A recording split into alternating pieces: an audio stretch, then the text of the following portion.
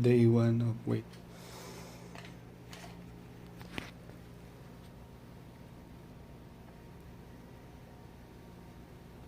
$78.90. Day 7. 78.70.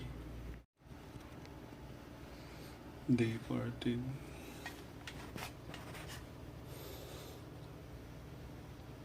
77.50.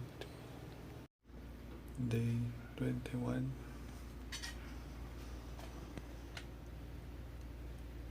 76.55. Day 28. 77.40. Day 35. Last day.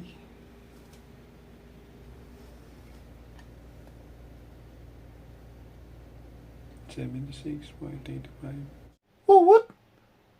Welcome back sa channel na walang intro at outro. Chan lang. Part 2 ito ng ating Project Climber na kung saan try natin mag-improve ang ating climbing skills.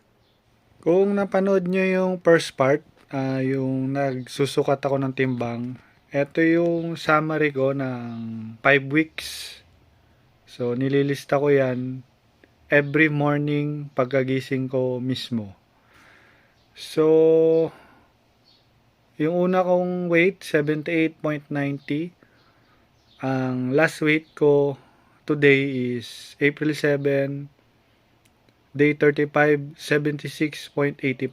So, kahit pa paano, nagbawas tayo ng 2 kilos.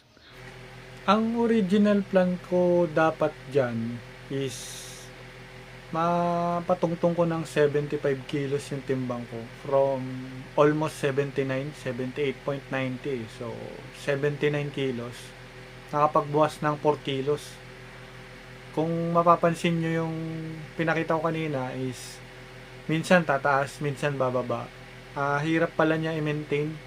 Mga na-observe ko sa experiment ko na diet during training, mahirap siya. Kailangan mo ng matinding disiplina sa pagkain tsaka determinasyon. Tsaka tingin ko kailangan mo ng professional. Kailangan mo ng professional yung mga gumagawa talaga ng ganito na mga nutritionist or dietitian.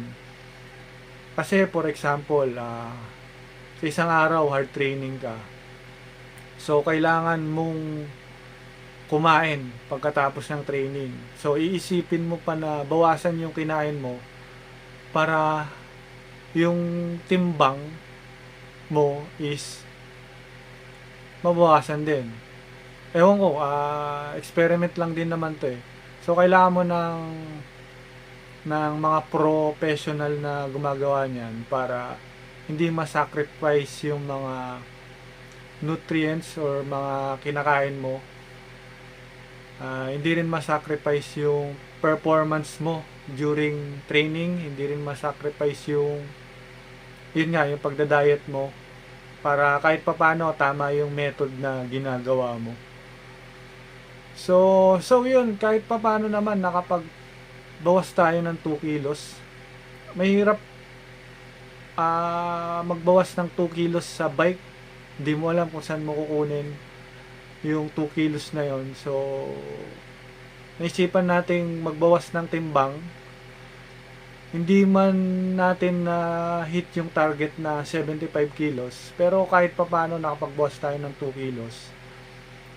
Makikita natin yung epekto ng 2 kilos na yan sa Audax Cavite 200. Kung sana matapos natin. So, yun ang part 2 ng ating Project Climber series weight loss, na kung saan try nating mag-improve ang ating climbing skills. So, kita-kits sa next episode.